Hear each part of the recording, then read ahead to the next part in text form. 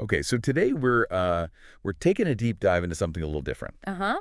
We're actually just looking at one single source today, Okay. and it's actually a podcast script. Interesting. It's called "Left Behind by Trump: Kamala Harris Avoids Public Speech." Wow, that title is that's something. Yeah, I mean, it definitely makes you want to read more, right? For sure, for sure. It brings up that contrast between Trump and Harris. Totally. Trump was always holding those huge rallies, always in the spotlight. Right, front and center. And then you have Harris, who's been much more, low key. Yeah, she's definitely taken a different approach. And the script kind of gets into the why of it all. It's like it's trying to unpack the strategy behind it or maybe the lack of strategy. Who knows? Yeah. It makes you wonder, is this intentional? Is it part of some bigger plan we're not seeing? Right, right. Like are they keeping her under wraps for some reason? Yeah. The script throws out a few ideas. Like maybe they're trying to keep the focus on Biden, especially with the 2024 election coming up. Yeah, that makes sense. I mean, he is the one running, right? Exactly. Yeah. But then the script also brings up this idea of tension. Like maybe there's something going on behind the scenes. Oh, interesting. Like what?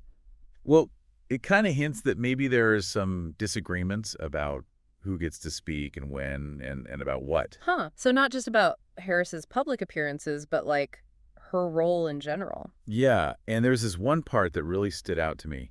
It talks about Harris being sidelined during a major policy announcement. Really? Yeah, and that really got me thinking, maybe things aren't as harmonious in the administration as they want us to think. It's almost like they're trying to present a united front, but behind the scenes, it's a different story. Right, and that's where I think the script is really smart, because it gives you all these possibilities, all these different angles, but it doesn't tell you exactly why Harris is doing what she's doing. It's like it's leaving it up to us to draw our own conclusions. Exactly, and that's what makes it so interesting, especially with the 2024 elections right around the corner. Yeah, it makes you think, could this actually be a good strategy? Could this low-key approach actually work in her favor? It's hard to say, right? I mean, we've seen how the loud, outspoken approach can work, at least for someone like Trump. True, true. But maybe things are changing. Maybe this is a sign that the way politicians connect with people is evolving. Maybe. It's definitely something to watch, right? Yeah. I mean, is this just a temporary tactic or is this the new normal for political communication? It's a good question. And what does it mean for the future of politics if it is the new normal? Exactly.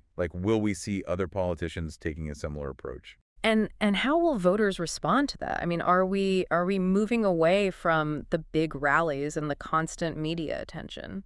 It's hard to say for sure, but it's definitely something to think about. This whole contrast between Trump and Harris, it might be a sign of a bigger shift in how politics is done. What do you think?